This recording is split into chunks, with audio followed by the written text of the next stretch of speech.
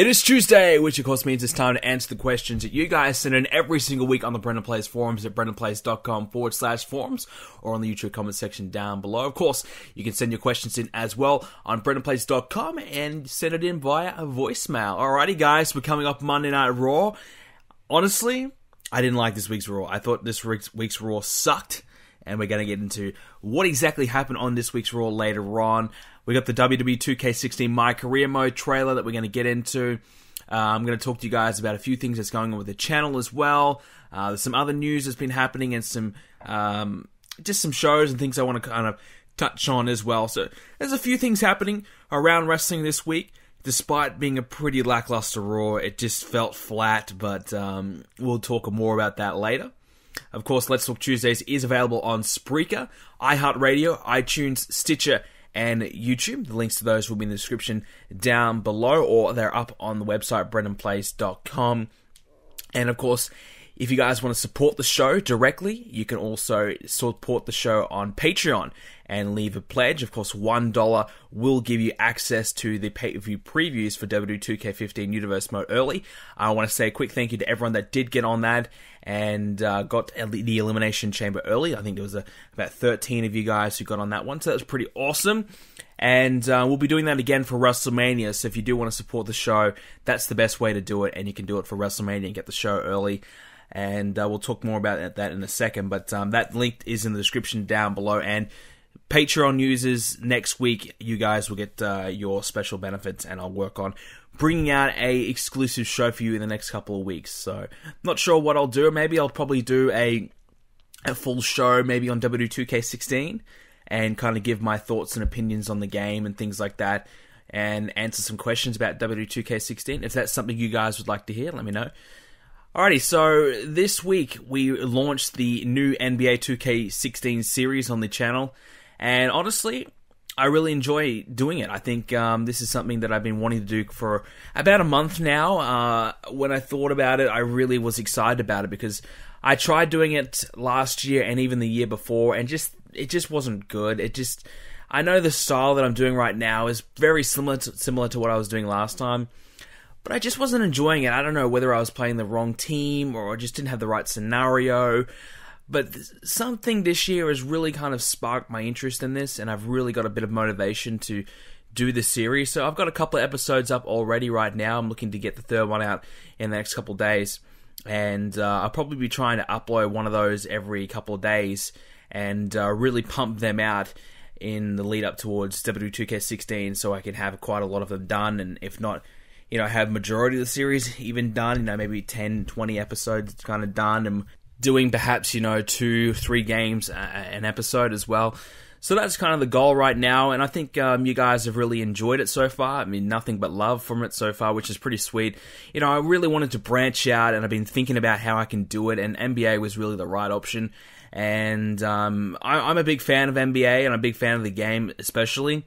I may not be the greatest at the game or know everything about the game, but, I think I know enough to get by, and I think I can produce a pretty entertaining series. So I hope you guys have been enjoying that. If you haven't already, make sure you do check it out. At least check out the first episode and tell me what you think. Even if you're not an NBA fan, you might still enjoy it. So that was kind of my pet project this week, and I've been playing the hell out of NBA 2K16. So if there's no real point on what is Brendan playing this week, because all I've been playing is NBA 2K16 and loving it. Really, really fun, and it's a bit of a relief because I haven't really been gaming much lately, and NBA 2K16 has got me back on the console. I actually went back on the Xbox One this week as well. I finally have access to my Xbox One because I'm on location right now, so I'm currently not where I'm normally at, so my Xbox One actually works with my internet. That's a long story, but finally been able to use my Xbox One as well, which is pretty cool, I suppose. I mean, you guys know I don't really... I mean, the Xbox One is trash. I'm going to be honest with you right now. The Xbox One is just trash, but it's kind of cool to get on. I played a bit of Forza, so it's kind of cool to get back on the Xbox One so I can finally use it for at least the next week or so. So it's kind of cool. So there's a few things I've been doing in gaming this week. I suppose I'm getting the what is Brendan playing this week out of the way early on, but NBA 2K16 has kind of been what I've been working on, so please check that out for me and let me know what you think. We also had the Elimination Chamber pay-per-view this week, which was a great success as well. I think you guys really enjoyed it. Over 10,000 views, and I uploaded it on Saturday. The Patreon guys got it on Thursday, I believe. So it was great. Everyone got it, relatively early and quickly. So I'm very happy about that, and I'm very pleased because I was kind of concerned that I wouldn't get the pay-per-view out in time, and then things would be just wouldn't work out because I was going away and everything like that. So it was kind of a bit of a crazy, hectic week. The pre-show didn't quite work out the way I wanted it to. I really wanted to have a couple of extra guests on, but just the scheduling and the timing was really not on because I couldn't do it on a weekend, and everybody that I lined up to do it needed it to happen on a weekend because of time zones. Yes, fuck being in Australia, right? Fuck me because I'm Australian, right? No one wants to come on my show because I'm the one who has to stay up to 3 a.m. and do the show, but, still no one wants to come and, compromise with me. But, anyways, we had the Lunatic Ginger on, which I really do want to thank him again for coming on for that, which I thought we did a pretty good job. We postponed it a couple times, and we really were keen on doing it. And in the end, I think we just went, screw it, we'll just do it with us two, and it turned out pretty good. So I'm hoping to have Ginger on again for Wrestlemania, and maybe grab a couple extras as well. So the Elimination Chamber pay-per-view itself, I thought it was pretty good. I mean, we did it in one part this time. I'm not sure if I'm going to split WrestleMania up into 2 parts or even 3 parts. I kind of trialed the 2-part thing, and the first time I did it for TLC was out of necessity because things went wrong. The second time was for the Royal Rumble, and that was because by choice. So I'm not sure if I want to do the 2-part thing anymore or go back to the 1-part. Obviously, the 2 parts, I guess you guys view the videos twice, so more views and whatever, but I don't know, I just kind of like it having all combined into one video, and I think you guys like that as well. So I don't know, if you guys have an opinion on that, let me know. I think, for the most part, I'm pretty happy with the way Elimination Chamber turned out anyways. We added in a couple of extra clips and things like that. We got the little Sting promo in there as well, which is, I thought that came out okay. So for the most part, very happy with the way the Elimination Chamber turned out. I'm going to be trialing a few different things on Universe Mode in the next couple of weeks heading into WrestleMania. Just kind of seeing if I can find some different ideas and some different ways of doing things heading in towards WWE 2K16, so I can really make WWE 2K16 as good as it possibly can be, even with the limitations that the game does have. So keep an eye out for a couple of different things that'll be happening in Universe Mode the next few episodes, and just let me know what you guys think of that as well.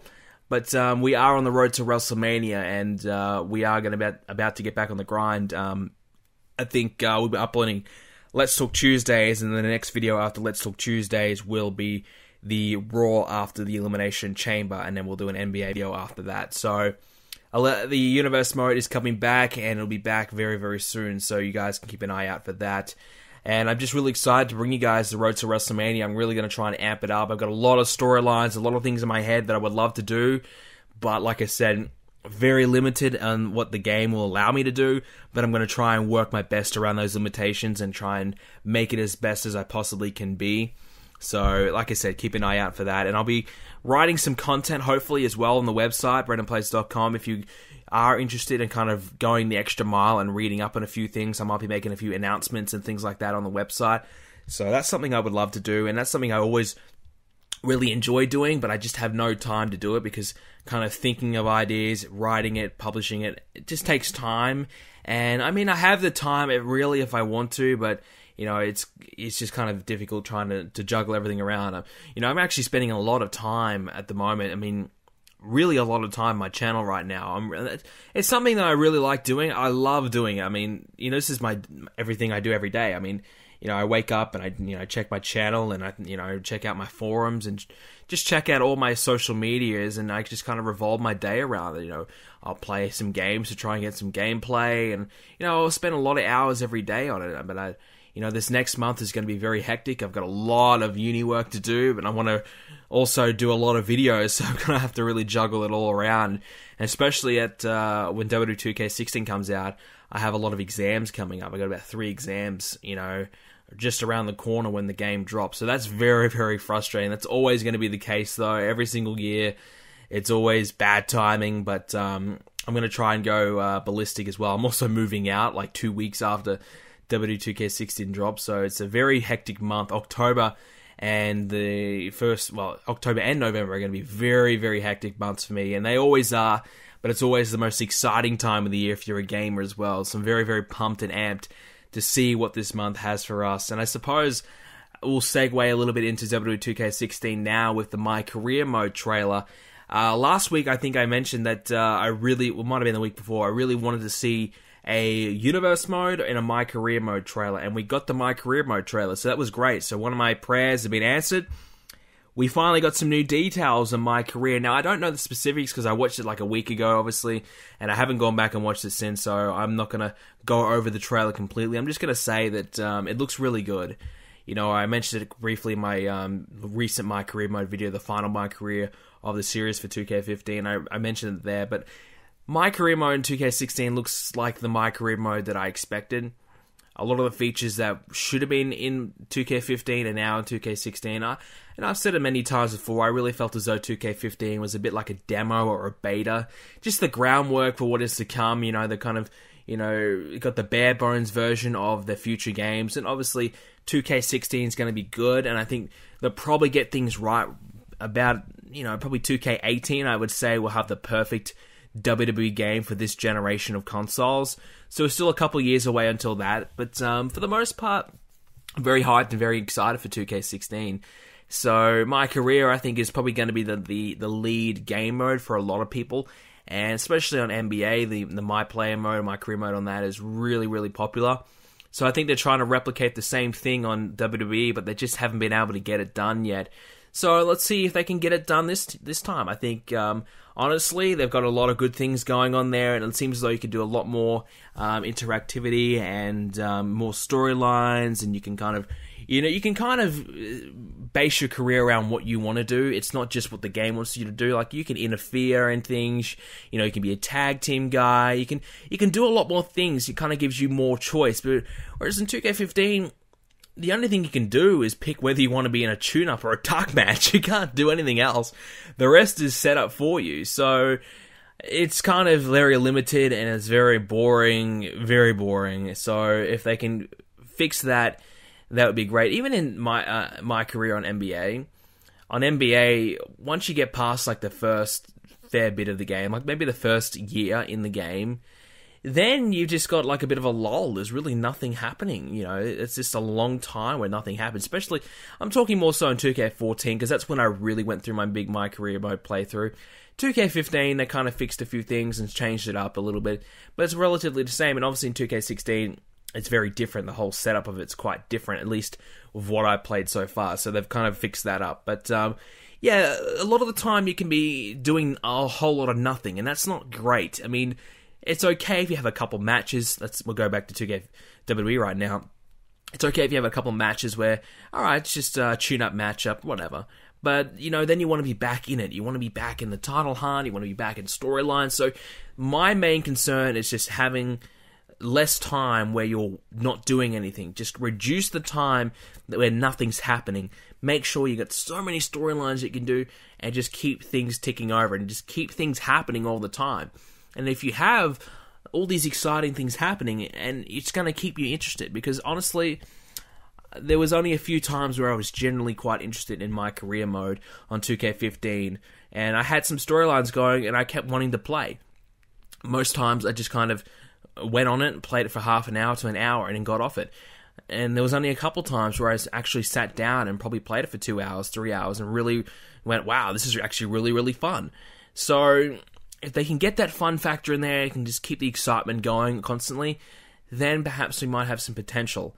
And, you know, look, I'm very excited to see what they do with Universe Mode as well. I don't know if they're going to release any information about it. They might just do a little article on IGN, but I hope they do a video about it, and I hope there is some big changes for it. I don't really expect many things to be changed.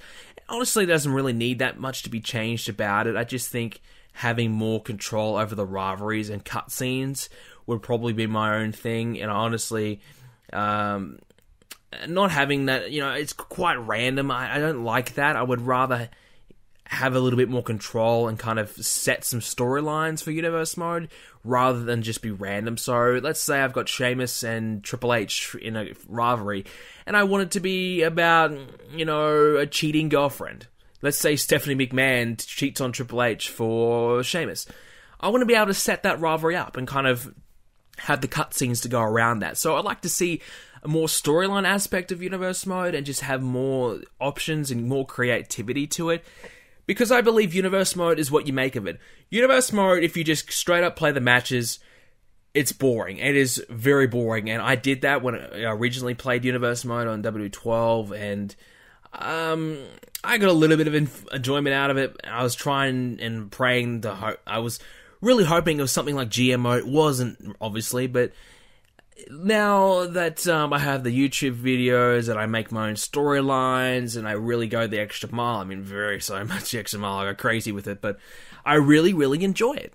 So, a lot of people always ask me, and I've got a lot of emails recently, people wanting some tips and tricks on how to make Universe Mode more interesting. It's really what you make of it. I mean, it's very difficult to obviously set storylines and things like that, but you kind of have to just imagine and just be creative and just, not think of it as just a straight up, alright, let's say Daniel Bryan versus Ryback match. You think of it, alright, Daniel Bryan, if he wins this match, I'm going to give him a title shot against the IC champion, or if not, he gets drafted, traded over to SmackDown. I don't know, just thinking on top of my head here, but you kind of think of it. You got to create storylines and kind of create your own show. You got to really kind of book your own WWE, and how would you do it? How would you create your own show? And obviously you can't, do everything to it, but, for the most part, you can create your own rivalries and create your own matches and things like that, and really create your own WWE. But if you just straight up play the matches and just, let the computer set all the matches, where's the fun in that? Honestly, if you have your own Universe Mode, I highly recommend you just book your own matches, book your own storylines, and, create your own rivalries, and really just do what you want to do.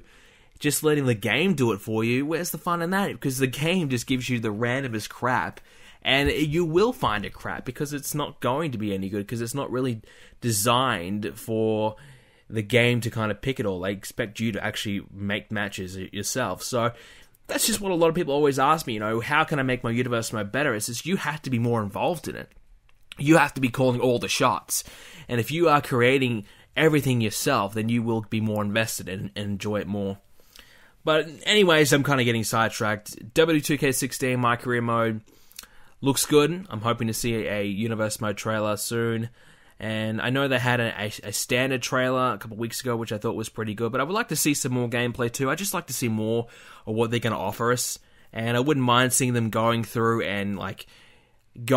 all the creation modes, like a create arena, create a championship, just going through all those and really showing us all these extra modes.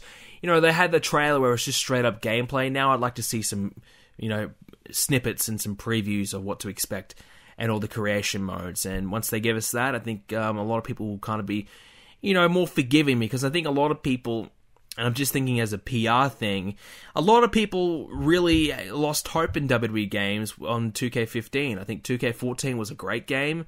2K15 was a major, major letdown. So I think they're going to lose a lot of people unless they really go full out and really create these videos and create these things and really market their game well. They've only got 3 or 4 weeks to do it. And it's not really hard, honestly. How hard is it to create a 2-minute video going through all the extra creative options and create an arena and create an entrance? I mean, honestly, even I could do that in about an hour. So it's not difficult at all. So surely someone can do it and kind of create a bit of buzz for this game, because they haven't really done all that much to create much buzz. So they need to try and get back as many people as they can, because they lost a lot of potential buyers on 2K15. But anyways, I'm thinking as my business brain again, my business student, get out of the way. I'm a marketing student at the moment. Stop it. So back to wrestling, back to Monday Night Raw. This week's Monday Night Raw. The rumor is right now that Vince McMahon is going batshit crazy over the fact that the ratings are absolutely abysmal. And they're not TNA ratings yet, but the ratings are going down. And at the moment, I suppose you can make the blame that Seth Rollins is the lowest drawing champion since Kevin Nash, and everything's going to shit.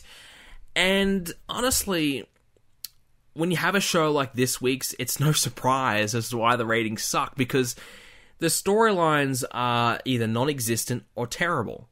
It's just bad and just terrible acting, and man, it was just a bad episode of Raw this week. And a lot of people are going to say, you're negative, but it's hard to be positive about this show. There was a few things that I liked, don't get me wrong, but there's a few things that I thought were terrible, and we're going to get into that now. So, I mean, just to finish that off, I mean, if Vince McMahon is really, crazy about his ratings, it's his own fault, because for the last 5 years, how many times have we had all these instances where we could have created these new stars, these new draws? Instead, they kept relying on good old John Cena and bringing back The Undertaker, bringing back Sting, relying on Brock Lesnar for 3 times a year. It's just, look at all the guys that are on the roster right now. You got Seth Rollins, who is obviously overexposed right now. I like Seth Rollins. I think he's doing a great job. But they are using him just too much. They've got to tone back Seth Rollins a little bit. And they did that with Cena a couple of years ago when Cena was the big flavor of the month. Obviously, flavor for the last 10 years. But when Cena was just constantly on TV in like 3 or 4 segments a show, he was just overexposed, and you just wanted to, turn the TV off every time John Cena came on. They're kind of doing the same thing with Seth Rollins now, because Seth Rollins is just on, 2, 3, 4, 5 segments a show, 2 matches a show. Seth Rollins is just on constantly. So if they just tone back Seth Rollins a little bit, and just kind of keep him towards Kane, have him on a couple times a show, then I think Seth Rollins will be way better received than he is right now. I think a lot of people are just kind of a bit tired of Seth Rollins. I'm hearing a lot of negative feedback about Seth Rollins. And I hope they don't pull the plug on Seth Rollins and think, because he's the champion, he is ruining the ratings, so we better give it back to fucking John Cena. I hope they don't do that. Or, God, even the Big Show. Well, Big Show, 7 foot tall, he's 450 pounds, he'll draw ratings. No, he won't, Vince. So let's move on from that. Keep the focus on the new guys, and you gotta rebuild. This is the thing. The WWE have been too afraid to rebuild and too afraid to push talent, and they could have done this slowly, but they just refused to do it. How many times have we seen these guys just about to break through the glass ceiling, only for John Cena to come down and kick them back down to oblivion? Look at Kevin Owens. He was on the verge of becoming a main event guy already. After just 3 months, he was on the verge of becoming a star in this company. And we all thought, wow, Kevin Owens, holy shit, this guy is legit, this guy is for real, this guy beat John Cena, this guy could be something. And now look at him. I mean, he's IC champion, but how many guys really believe Kevin Owens is kind of the man right now? I mean, you have Fight Owens Fight, and every time the guy is about to get in a fight, he runs away. So Kevin Owens is not the fighting champion anymore, he's the running away champion. He's I'll do it next week, champion. I'll forget about it. I'll walk away. He's that kind of guy, and that's the guy that Kevin Owens, arguably shouldn't be. So I just think a lot of backwards booking right now, and I know I'm getting all over the place, but I just think right now, for bad ratings, it's just truly on WWE. I mean, you look at Cesaro, how great he could be. I mean, the guy, I honestly believe it's a disgrace and a travesty that this man is not in a main event scene right now. I mean, the fact that the guy got beat by the Big Show last week, and the Big Show standing over the top of him, cutting a promo on him. The Big Show's 43 years old. He's a guy who was around in 1995, so he's been around for 20 years, and they're still pushing him over the top of younger guys. Honestly, Cesaro versus Brock Lesnar would be 100 times a better matchup than Big Show versus Brock Lesnar. I mean, we've seen Big Show and Brock Lesnar at the Royal Rumble last year. Why do we need to see it again? The Big Show got embarrassed. He got absolutely destroyed. Forget about the Big Show from 2002, 2003. That's a long time ago. Brock Lesnar was just debuting. I mean, God, John Cena was still a nobody back then. That's a long, long time ago, and to still think the Big Show is a legitimate threat to Brock Lesnar, nobody believes that. Why can't we use this opportunity for somebody like Cesaro? someone like Kevin Owens, someone new, someone fresh, someone exciting to face Brock Lesnar. Not only is it going to create interest, not only is it going to make your live event get better ratings and more people are going to watch it, more people are going to be excited for it, more people are going to be talking about it, you get the guy over.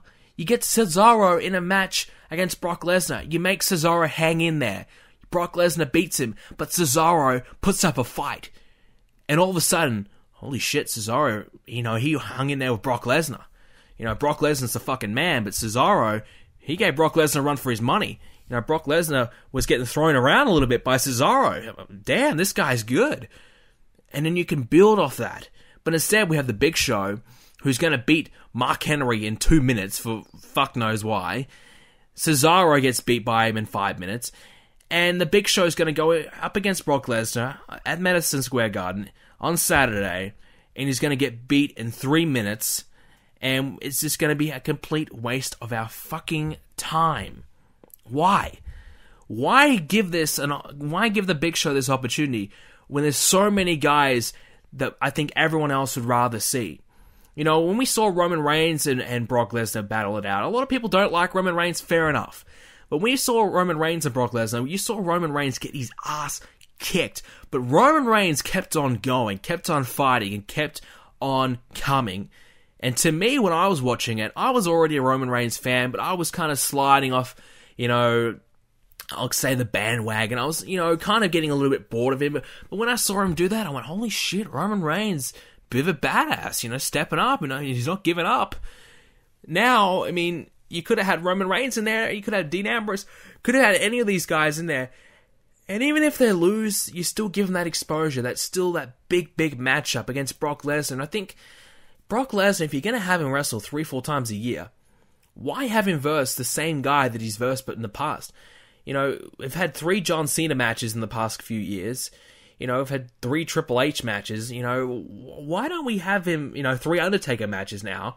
Why don't we have Brock Lesnar versus some new guys? Why don't we have him versus some different guys? If we're having him wrestle on a big live event that's going to be on the network, why not have him in a one-off matchup against Cesaro, or, any of these guys, Kevin Owens, Ryback even, Jesus Christ, anyone, and you're just going to get these guys who are mid-card guys, you're going to give them that exposure and that legitimacy that they perhaps can hang in there with Brock Lesnar, even if they get beat up in 5 minutes flat, it's something fresh and different, exciting. But instead, it's just the same old thing, and that's, honestly, I know I'm ranting a lot, but honestly, right now, when I see this show on Monday Night Raw, I just feel as though I've seen it all. I'm just seeing the same shit over and over. And don't get me wrong, I'm a big fan of WWE, and I forever will be, and I still enjoy the product. But when I get a show like this, I gotta call it out how I see it. And it's just the same old thing, and it's just concerning. And if they want to fix the ratings, they've got to start doing some things different. They've got to start taking some risks. They've built Seth Rollins into the main event's position. Great. He's the only guy there. But how many of you believe if Seth Rollins loses that championship right now that he's going to still be a main event guy? I fear for Seth Rollins, I could even see him slip down the card. How many do you think that Seth Rollins is a legitimate main eventer permanently for years to come? I'm not sure. So even then, I don't even know if they've done such a bad job in booking Seth Rollins. I don't even believe that Seth Rollins, could stay there. Even though he's had such a long title reign as a champion already. 6 months title reign? I don't even believe, Seth Rollins has kind of deserved that. I just think Seth Rollins has kept the championship by luck. It's just been fortunate and had help. I don't see Seth Rollins as the man. And that's a problem. You got a top level heel. You should see this guy as, man, this guy's smart. This guy keeps on outsmarting the babyface, and he's, a bit of a badass. He can get it done when the odds are stacked against Seth Rollins. He can still come over and get the victory. We don't really see that. We just see Seth Rollins as a guy who just keeps on getting lucky.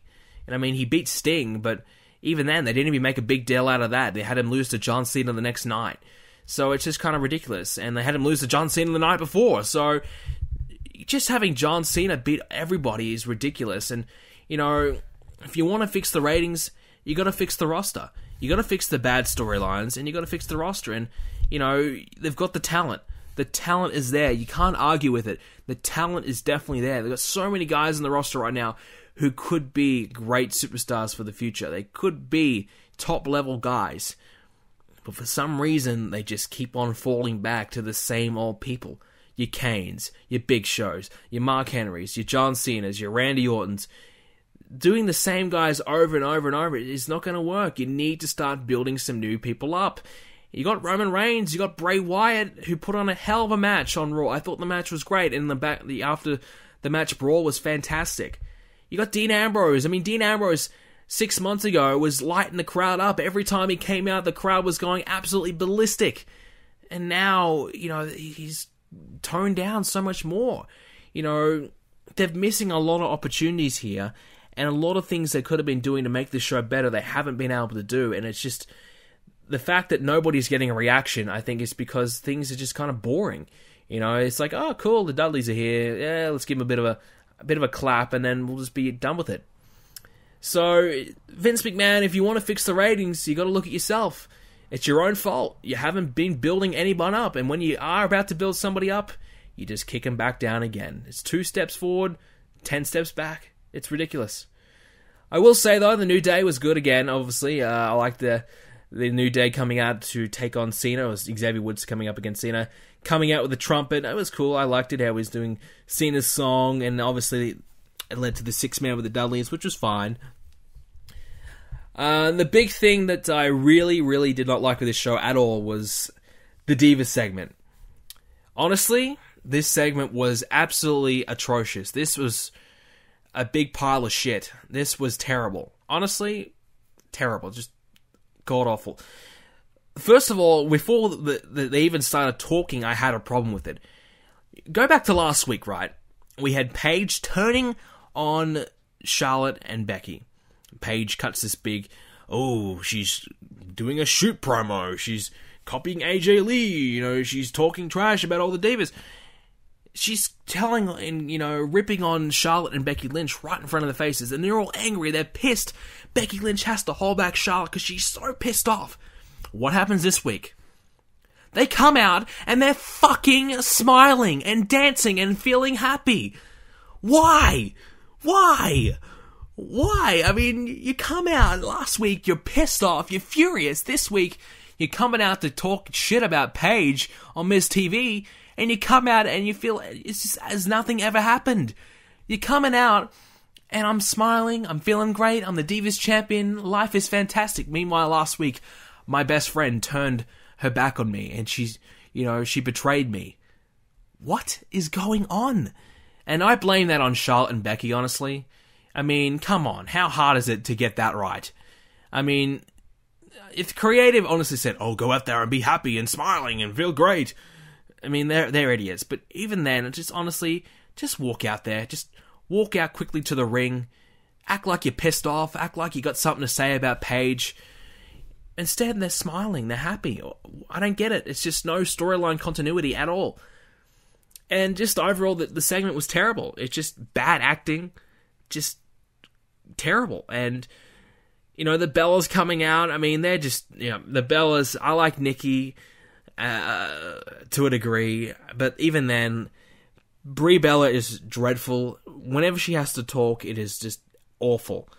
And Alicia Fox, I like her in the ring, but, you know, every time she talks as well, it just feels so fake. All three of them, whenever they talk, it just feels like they're just acting over the top. It doesn't feel genuine. They just feel like they're just acting so poorly. It just, nothing feels like, you know, they're actually just saying this. And it's not like, oh, yeah, Charlotte, I'm going to kick your ass tonight. It's like, oh, Charlotte, I'm going to kick your ass. It's over the top. It's just ridiculous. It doesn't feel genuine at all. And it's just awful. I mean, we like the Divas, right? We want the Divas to succeed. But when they come out here and they deliver this, it's just never going to work. And no one's going to take the Divas seriously when they're coming out week in, week out and having these terrible segments talking. If they can't cut promos, then I don't think a lot of people can take them seriously, because you can't build storylines if nobody can cut a promo. And it's quite clear that nobody can cut a promo right now. It's just terrible. I mean, Paige in this new role as her, this kind of whiny, complaining heel, is good. That's the best suited role for her, because you see her on Tough Enough and she just acts like a little bit of a brat. And is a little bit stuck up and feels as though she's entitled a little bit. So her in this role is perfect. It's great. But what I had a problem with is you have PCB in there and you have the Bellas. So yeah, they're going back and forth, whatever. But now they're teaming up again. Last week, Paige is is going against Charlotte and Becky. And this week, they're teaming up. And they're working together as a team. I mean, I know Paige walked out. Predictable, by the way. I know she walked out, but still, they're happy, they're smiling, and now they're teaming up again. They're acting as though nothing ever happened. And then Paige walked out, and then here comes Natty, and she just gets her ass kicked again. I mean, Natty, we brought her back for what? Her to, look like an idiot every single week against Paige. So, a huge thumbs down this week from the Divas. The revolution is over, and I wish they would stop saying it right now, because at the moment, I just feel like it's just cringeworthy when they even try and still say Divas Revolution. Nobody believes in the Divas Revolution anymore, and if you do, I feel sorry for you, because the Divas Revolution is dead. The only time we're going to see great women's wrestling is in NXT, because the WWE on Monday Night Raw will always just keep using the women in the same old role. They'll never treat them seriously. It'll just be terrible acting and hair-pulling matches. It's just never going to be serious. In NXT, we're having 30-minute Iron Women matches, and we're having these killer main events on NXT takeovers. It's amazing. It's fantastic. It's truly what women can really showcase, what they can do. We have Sasha Banks doing all that on NXT. And she comes up to the main roster. Well, she's not even on TV, but comes up to the main roster and she just doesn't do any of it. It's just as though they kind of... all these women who can work are having to go in second gear whilst the Bellas can't hang with them. So the other divas just go back down to the Bellas level so they can hang. I don't know. I've got a lot of bad things to say about WWE this week. I apologize, but the Divas thing was really the one that kind of set me off this week. And after that... we had King Barrett return, which was about exciting as watching paint dry. As you guys know, I do not like King Barrett all that much, and it looks as though we're going to continue the Neville and Stardust thing for whatever reason, and now we're going to have King Barrett in there as well. So what, are we going to have a triple threat match in Hell in a Cell? Seems likely, so whatever, fine. So is King Barrett a tweener? Because he's going after Stardust and Neville, or is he just I don't give a shit? He's whatever you want him to be. Right now, he's I wish he didn't exist, but whatever. So the Neville and Stardust thing is being played out. I think it's time to move those two guys on from something else. I mean, they've versed each other quite a lot since SummerSlam, and it's really just the same thing every week. A couple tag matches here and there. And I want to know as well, why is Stardust one week coming out with the Ascension, the next week not? If he's at a stable with these two guys, wouldn't they come out all the time? The New Day come out every time together. The Wyatts always come out together. Why is the Ascension only coming out every so often with Stardust if they are generally a group? It doesn't make sense. One thing I really am enjoying, though, is I'm enjoying Kane and Seth Rollins. This little rivalry is surprisingly really exciting. I kind of like it, and what they did with Kane this week, I was genuinely happy to see him get a title shot. I was like, holy shit, I actually want to see Kane versus Seth Rollins. I couldn't believe it. But they've built this up enough where I'm like, you know what? I actually feel sorry for Kane, because they showed that video package and Seth Rollins was, harping on Kane so much and kind of making Kane, just seem like a big idiot. Now Kane's just snapping and he's had enough. You know what? I'm with Kane. I'm supporting Kane on this one. Seth Rollins is a piece of shit. The way he's been treating Kane is not right. So I'm Team Kane. Team Kane, yes, 2015. Team Kane, let's go. But I kind of wonder how they do that segment with the whole ambulance thing. That was kind of baffling me a little bit. Obviously, Kane, did he have enough time to change out of his suit. I mean, he's probably wearing his gear underneath, obviously, and has the mask sitting in the ambulance. So did he have enough time to change out that suit and get the gear on and get everything right? I mean, he even had makeup under his eyes as well.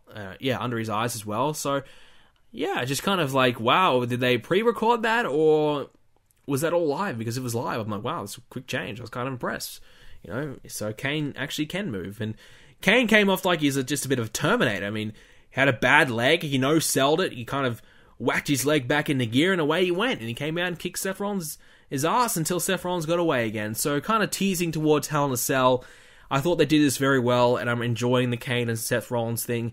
You know, for a moment there, I was kind of like, you know what, I wouldn't mind seeing Kane win the title, because I just kind of felt like I kind of want to see Kane beat Seth Rollins. But then I realized, look, Kane's, you know, he shouldn't win the title. But yeah, so they've done enough in the storyline to kind of make me want to cheer Kane. So that's very surprising. I couldn't believe my own eyes, but the WWE are kind of doing a pretty good job in this rivalry. I'm enjoying it. And we talked about Brock Lesnar in the Big Show, how they kept doing all the vignettes for it. I mean, they were trying their best to build it up, and that's fair enough. I mean, you got this big match, fair enough you want to build it up, but let's be honest, it's the Big Show. We all know what's going to happen. And it was good to see Paul Heyman back on Raw as well. I'm glad he's back, and hopefully they start to build towards Taker and Lesnar in the next few weeks of Raw, and hopefully Heyman's on Raw a few more times as well, because we need something to look forward to on Raw. And the main event was Roman Reigns and Bray Wyatt. I kind of talked about this quickly earlier, but I really enjoyed this. The match itself was pretty good, and I think the highlight was really the brawl afterwards. And these guys just really beat the hell out of each other. And then the spear through the table, Bray Wyatt launching himself through the barricade. I just thought it was pretty awesome. I just went, holy shit, these guys, you know, it kind of hyped me up. I mean, it was like, wow, these guys really beat the shit out of each other. So it just felt great. I just, watching it, I'm like, wow, this is really cool. So I felt as though it was a really, really good way to end Raw. And it's an exciting way to end Raw. Kind of like, wow, I want to see more. I want to see what's going to happen next in this brawl. But both men were down, and the crowd, you know, the crowd was relatively dead all night. But they got hyped up for the end of this. You know, the crowd actually got a reaction. You know, the crowd stopped looking at their phones, stopped looking on Twitter, stopped taking photos and, you know, recording everything that was happening. And they actually looked at what was happening and they gave a shit. So that was a cool way to end Raw, and I got to give a thumbs up to that. It was great. So overall, though, Monday Night Raw was a bit of a nothing show. It really, not much was really progressed at all again. So, like I said, you want to go back to the ratings, bad storylines, bad booking, and using the wrong talents in certain positions is really what I see as though the problem in the WWE right now. A funny thing that I saw this week was Hornswoggle. He has gotten himself in a bit of trouble. He's been suspended for 30 days for violating the wellness policy. First question, why the hell is this guy even employed? And second question, why didn't they use this opportunity to fire him? So, I get it. WWE, if they fire Hornswoggle, I could see so many, you know, politically correct people saying, oh, you can't fire a vertically challenged person. I wasn't going to say midget. I'm trying to think of the right term for it. You can't fire a vertically challenged person. That's wrong. But you can fire a vertically challenged person who's taking some drugs, or, you know what I'm saying? So I'm surprised they didn't take this opportunity, because when was the last time we saw Hornswoggle on TV? When that feud with El Torito that was terrible? So Hornswoggle, I want to know why the WWE isn't firing people. Why are they wasting all this money? Does the WWE have so much money that they can just burn it? I mean, why are they paying these people hundreds of thousands of dollars just to stand around and do nothing? It's unbelievable. I mean, you got guys like Heath Slater, Zack Ryder. I mean, we had JTG on the roster for like 8 years, and for like 5 of them he was doing nothing. So, why are all these guys just doing absolutely nothing and still getting paid? If I was running this company, I would get rid of everyone that I was never going to use. Hornswoggle, everything you could possibly do with him has been done. Nobody wants to see him again. Fire him. Get rid of him. Zack Ryder, he's done. Get rid of him. Heath Slater, he could still have some value. I would probably hang on to him, but the WWE seems as though they don't care about him. So if they're not going to use people, why do they keep them on the roster? It's just mind-blowing. I know there was a rumor that they didn't want to have this bad PR or firing people. I mean, I know in recent years they used to always just cut the fat. If everyone they didn't want, they just flipped the bus and they fired like 10, 15 guys every May, every June, something like that. This year we didn't have it. I don't think last year we really had it. So we're not getting it anymore. We're just getting everyone, and they're just staying on the roster. I mean, it's just overflowing the roster, and there's so many guys, and they're not even using half of them. If they are, it's just filler for superstars and main event. So if they're not using all these guys, why do they have them on the roster? It's just ridiculous. So Hornswoggle being on the roster is still a joke in itself, and the fact that he got suspended doing drugs, or violating the wellness policy. So what kind of drugs was he doing? Was he taking performance-enhancing drugs? Is he trying to grow himself? Is he... I would say he's probably doing, let's be honest, marijuana or something like that. One of those soft-core drugs. So, 30 days suspended. So, I can't say I'll be disappointed not to see old Horny on TV. I mean, I haven't seen him on TV for 2 years, so can't say I'm too disappointed. I gotta say, though, the WWE this week, though, really kind of amped up their content on the WWE Network. I've been very, very critical, but I've got to give, a positive review when there is one to give. The WWE this week, they did the WCW kind of week. They kind of did the bit of a throwback with some WCW content, some top 10s and things like that. More specifically, Eric Bischoff's Legends with JBL interview. I'll talk about that in a second, but they also, after Raw today, was a big NXT panel where they talked for about 45 minutes about NXT and the growth of NXT and the future of NXT. I thought that was really good as well. I like that. So I like how they're giving us more unique content, and I'm really looking forward to this new NXT Breaking Point?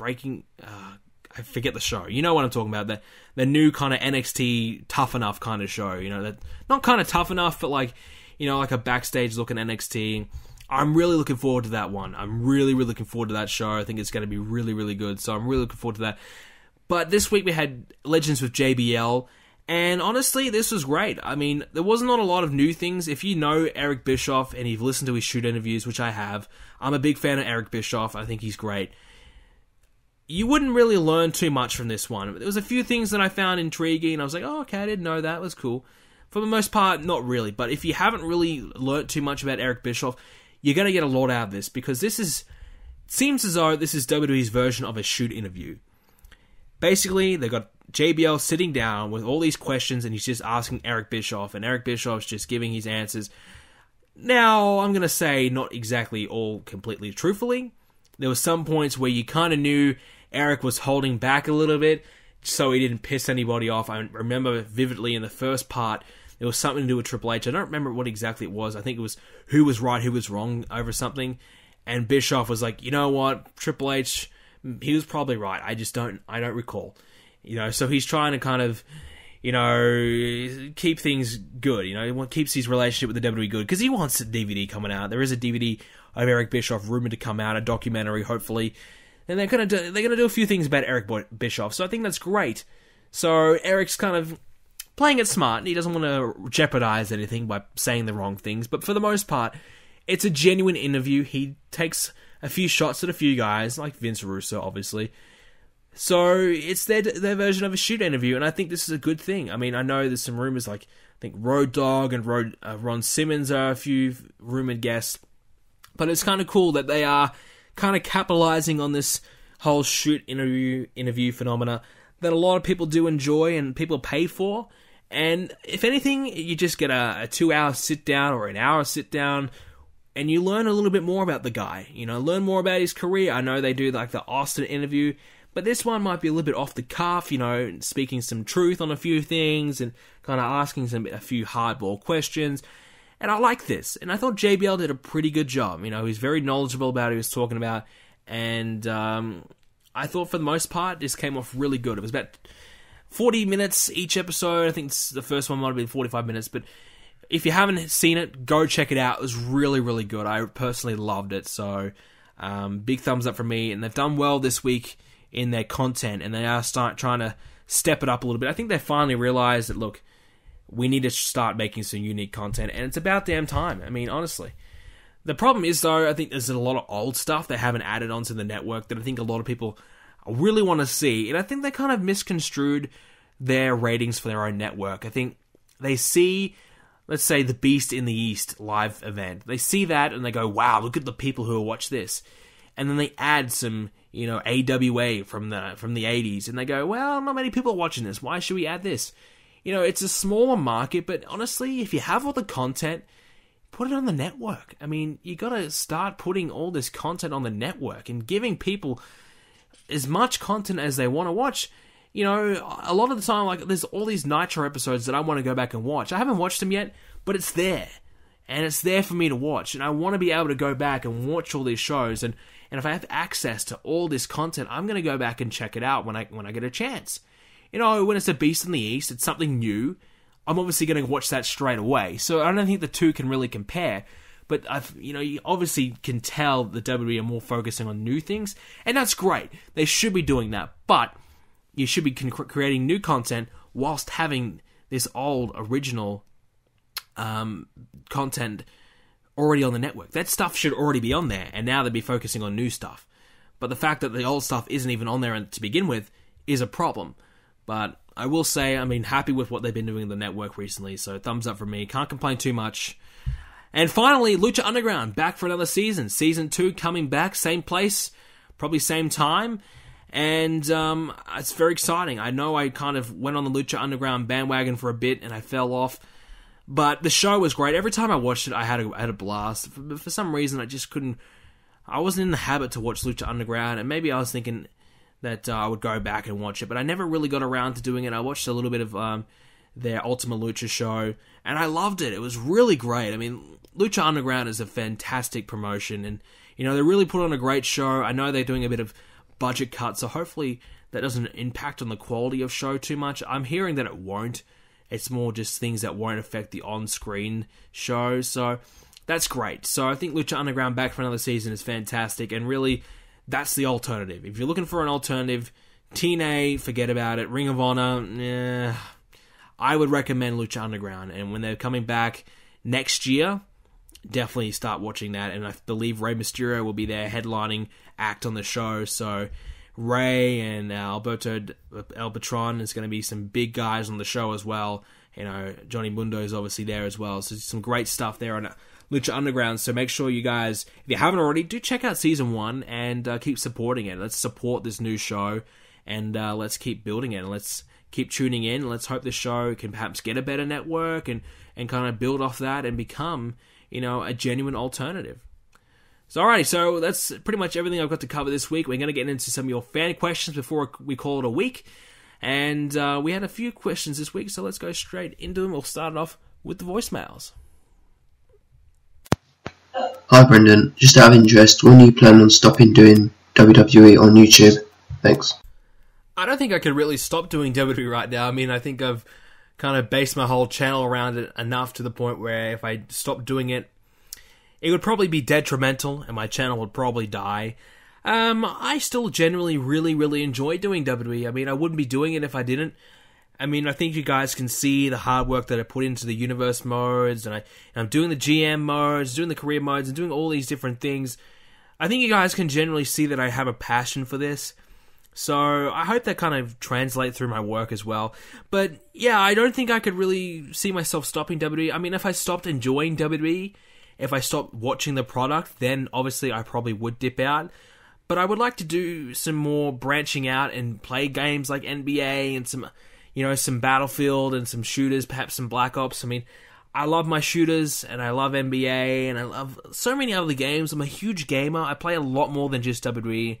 So I would like to branch out more, and I'm going to do things like that on my Twitch, and perhaps when I get my new computer, hopefully sometime next year, I can start my second channel up and start producing more videos on that and kind of do some more walkthroughs and things like that as well on that to kind of build that up to give you guys some more variety. But for the moment, I'm pretty content with the WWE, and I'm really looking forward to 2K16, and I'll just stick with it.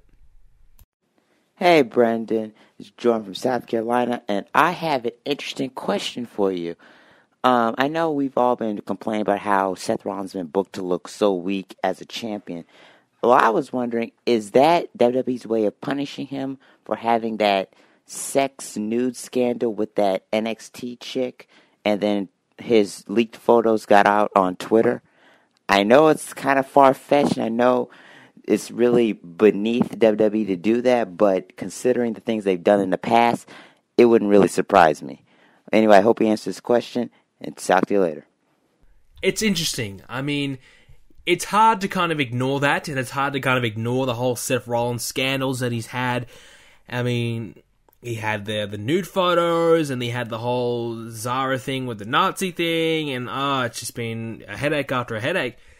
And the WWE haven't been really able to avoid it, but for the most part, they haven't really punished Seth Rollins. Honestly, when I saw the nude photo come out, I really thought as though they might just job him out to Roman Reigns and just drop the title. I really thought that might happen, but they kept to it. They said, screw it, it wasn't your fault. It was a leaked private photo. I mean, you didn't really try to put that out, so okay, we can forgive you. But then you have the second thing with his whole, psycho girlfriend. I don't know. I mean, it's hard to kind of sweep that under the rug, but I think his bad booking is just the fact that the WWE doesn't know how to book a heel anymore. I just think the WWE's version of a heel is a person that just keeps running away from every fight and, just is a straight-up bitch. It's just a complaining bitch. You look at Paige, you look at Kevin Owens, you look at The Miz, you look at everyone. Everyone just runs away from fights. Heels don't want to cheat. They don't want to do anything. They just want to run away. Oh, I don't want to face you tonight. We'll do it next week. I'm going to run away.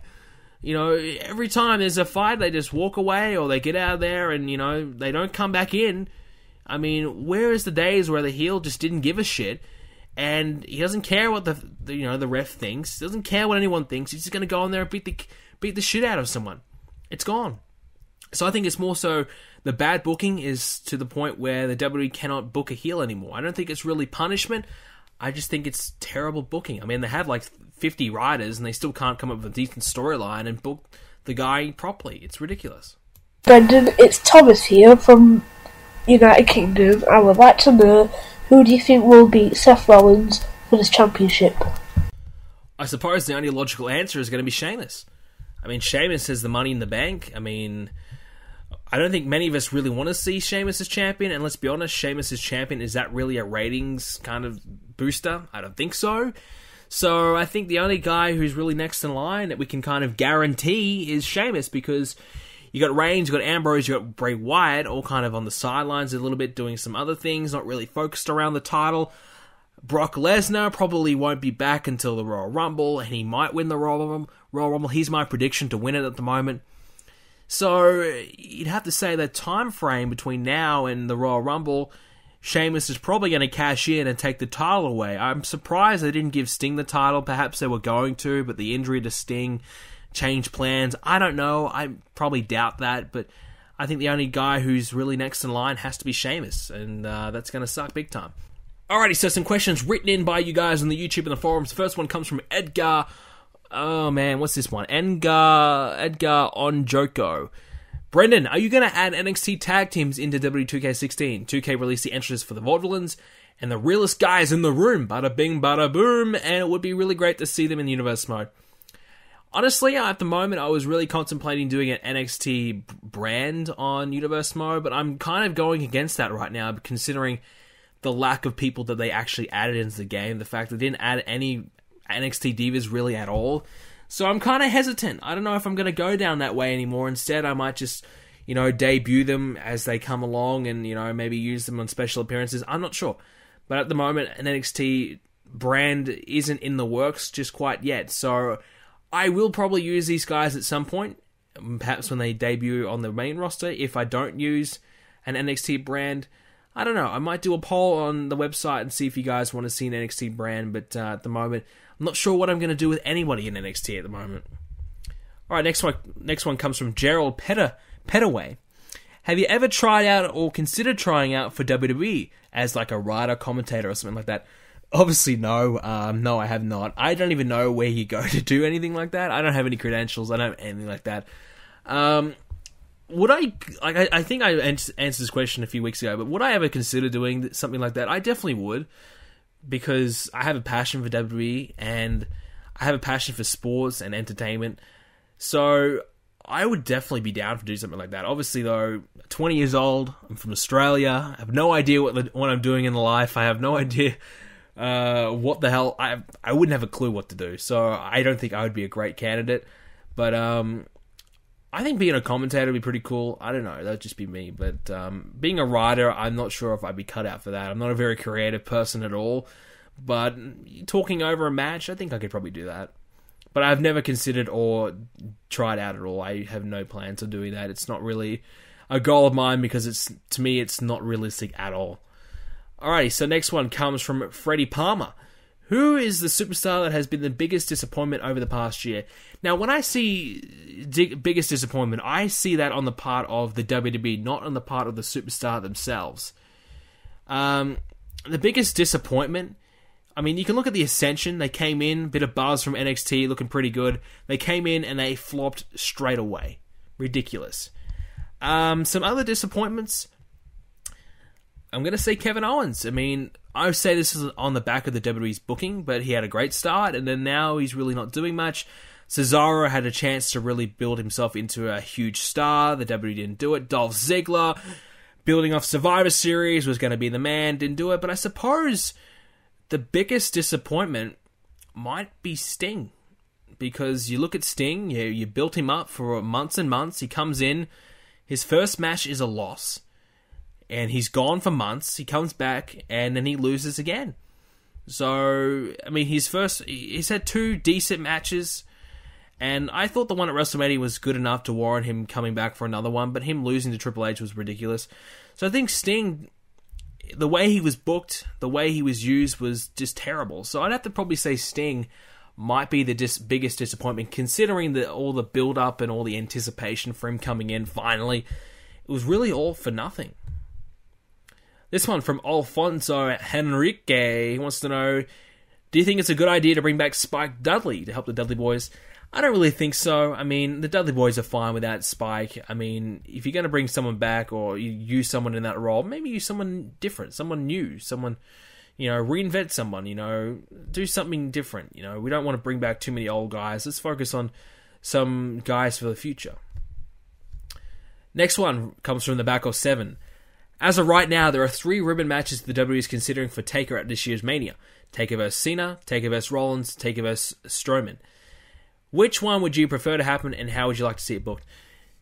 I think Braun Strowman would be a colossal disaster if he had a match against Taker. I mean, Taker is 50 years old. He needs to be in there with a guy who can work. Strowman is green as grass. Terrible. No, let's not do that. And plus, Strowman would have to win. If he lost, that would be detrimental to his character. He has to win. So I don't think Taker should lose again at WrestleMania. So that leads us to John Cena versus The Undertaker. This is a match that I honestly thought should have happened a few years ago. I think this was a bit of a kind of one of the remaining dream matches for Cena, I guess. Taker and Cena, I really felt as though they could have done something big there. It might be a little bit too late. Perhaps it might be Undertaker's last match. Cena is the guy to retire The Undertaker. I honestly thought Cena should have been the guy to beat the streak. That would have been the perfect way to turn Cena heel. But obviously that was never going to happen, so they went Brock Lesnar. But that was the way I would have turned Cena heel, to beat Taker. So now Cena beating Taker at WrestleMania, just be like, oh, same old shit, no surprise. So the match between Cena and Taker isn't as big anymore. So I'm not sure. Maybe Taker and Rollins. I think Rollins is a good worker, and I think he and Taker would put on a pretty good match. And perhaps, I don't know, I don't think Seth Rollins would be champion by then, so I don't think there's any point. But I wouldn't know how to book these matches. I mean, Cena and Taker kind of books itself. 2 legends, 2 icons going at it. Seth Rollins, I suppose, he's the up-and-coming rookie. Well, not a rookie anymore. He's the up-and-coming star. And he wants to prove that he's the man. He beat Sting, and now he wants to beat The Undertaker. So perhaps you could go down a little bit down the Legend Killer kind of route, that he's beaten a few legends. Now he wants to add Undertaker to the list. And Strowman, I wouldn't even consider it at all. So that's just kind of a few ideas on how it's hard to say who Taker's going to even face, if Taker's going to face anyone at all. So I have no idea who they're going to go with. So if that's straight up the only matches they're giving us, I would probably go Taker versus Cena, to be honest. I think that's the bigger match, and plus it would leave Cena out of the title picture as well, which I think needs to happen. This one's from Brad. What do you see Lesnar doing in the WWE after his feud with The Undertaker ends at Hell in a Cell? Like I said, I think he's going to be off TV until the Royal Rumble and come back and probably win the Royal Rumble and then be in the title match at Mania. That's how I would do it. I know a lot of people want to see Lesnar and Rock. I don't think that's going to happen. The rumor is The Rock and Triple H is a lock. So if that's a lock-in for WrestleMania, then I suppose that only really leaves Brock Lesnar in the title picture. And who's going to be the champion then? I have no idea. Nabakos again wants to know, if you could redo something in your universe mode, a storyline, the result of a match, what would it be and why? This is a tough one because there's a lot of things that happen in universe mode and I've kind of rolled with it. I'm glad that it happened in the end. Probably one of the things I kind of didn't like was the fact that it was to do with The Rock and Randy Orton, that storyline. Originally, I wanted the Randy Orton to beat The Rock and The Rock would be done with it. And I was going to build Randy Orton to be the future world champion on SmackDown. So that was my goal. I wanted Randy Orton to be the top guy on SmackDown, hold the title instead of probably the Big Show, and, be the man. But instead, The Rock beat him at Vengeance and sent Randy Orton back home. So when I brought back Randy Orton, I wanted Randy Orton's team to win, obviously. But then when I had Triple H versus The Rock at TLC, I wanted The Rock to win. And then I wanted The Rock to go into the Royal Rumble, and then I wanted it to be Randy Orton and The Rock, the final two guys in the Royal Rumble, and then Randy Orton eliminated The Rock. So for the most part, things worked out okay. I just kind of wanted The Rock to go into that strong. But I suppose, the biggest thing that happened was the fact that The Rock did beat Randy Orton, and we would never have gotten the whole Rock and Randy Orton storyline couple extra times in The Rock and the Triple H and The Rock versus the Authority. We never would have gotten any of that because I wanted Randy Orton to beat The Rock. So I suppose that's probably the only result that's really impacted the series that much. And they had a hell of a match at Vengeance, so I wasn't too mad, but it turned out pretty good in the end. This one's from Samir. If you had one thing that you could use that was in other WWE games for WWE 2K16, what would it be and why? Easily Story Designer. Story Designer was fantastic in 2K14. I didn't appreciate it enough when I was using it. I wish there was more story designs and it was more to use. But now looking back, it was a gift from God. It was amazing. It made my universe mode way better. And I'm feeling the effects. I'm feeling the effects. There's only so many things I can do here on 2K15, and it's a bit of a struggle. It sucks. So I would love for Story Designer to come back. And final question comes from Sheepy. Can you believe it's been over 2.5 years since the last wellness policy suspension? Also, how left field is it for Horny, aka Hornswoggle, to be the guy to get stung? It's kind of odd that it's been so long, and I think Ricardo Rodriguez was the last guy to get suspended from it. So either some top guys are violating it, and things are getting pushed aside, or nobody's getting punished, or these guys have found some new ways to kind of get away with it, or they've kind of only certain guys are getting done for it. Like Randy Orton, we all know he has the 2 strikes, and if he's getting in trouble, it doesn't really matter anymore. It's Randy Orton. We won't really publicize it, but if it's Hornswoggle, who gives a shit? Let's suspend the guy. We're not using him anyway, so whatever. Let's make it look good because we're using the wellness policy. So it's kind of odd that it was Hornswoggle. It was kind of random. I wasn't really expecting it. So it brings up the question, is everyone clean? Is everyone doing the right thing? I doubt it.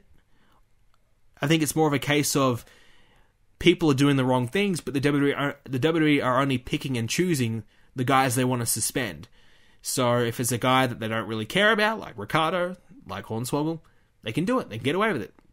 But if it's a guy, let's say Randy Orton does it again, they're just going to go backstage and say, look, Randy, just cut back on it a little bit for us, okay? Let's just try and Let's sort it out under the table, rather than publicizing it. So I think it's more of a case of just WWE picking and choosing, and, you know, when it's the time's right, and, you know, they'll bring up and suspend someone to make it themselves look good when they have to. Alrighty, guys, that's going to do it for the questions this week, and that will do it for this week's edition of Let's Talk Tuesdays. I'm currently in a bit of a feud with WWE themselves, actually.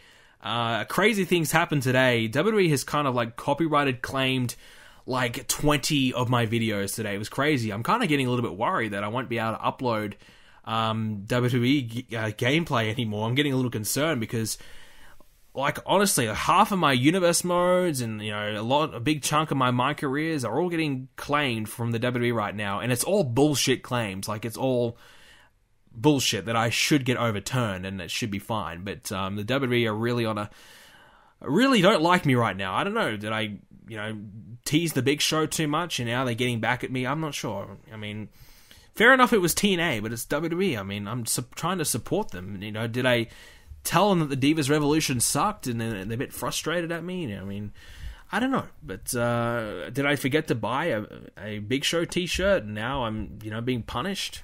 I don't know. It's ridiculous, but a lot of my videos are getting copyrighted claimed, and honestly, it's just so frustrating, and I'm really hoping to get everything sorted out this week. More NBA 2K16 coming up. We're going to be on the road to Wrestlemania as well in Universe Mode, just kicking that off. Unfortunately, I can't do any GM mode videos. I have one GM mode video available that I can upload. I'm going to do it soon. But I can't do any more GM mode videos for SmackDown vs. Raw until next week, because I am away from college right now, so my PS2 is back at college, and I didn't bring my PS2, and I didn't bring my PS3, so I don't have access to those consoles. So for you GM mode fans, you're just going to have to wait until next week, and then I'll pump out a few extra ones for you guys to make up for it. So that's that right now. I hope you guys have been enjoying the content that I've been producing. I hope you guys enjoyed this week's Let's Talk Tuesdays.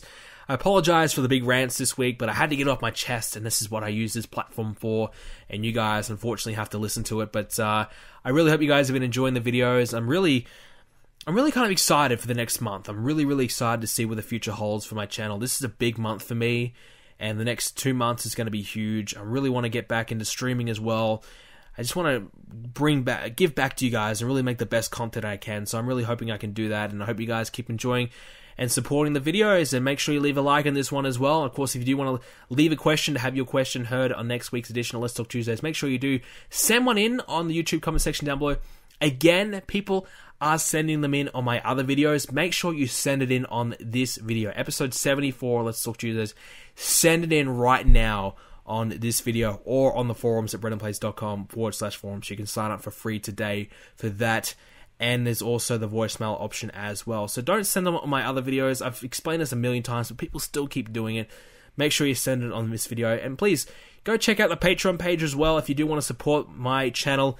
I will be uploading an exclusive Let's Talk Tuesdays episode. So once again, if you do want to see me do like a bit of a big extensive talk about W2K16, I think that's what I'm going to do. So if you want to hear me do that, you just have to pledge a little bit of money to kind of support my channel and really support the cause and help me make more videos at a better quality, and just kind of support me and help me keep doing what I'm doing. So guys, thank you so much for watching again. Hope you guys enjoyed this week's edition, and I will see you all next Tuesday.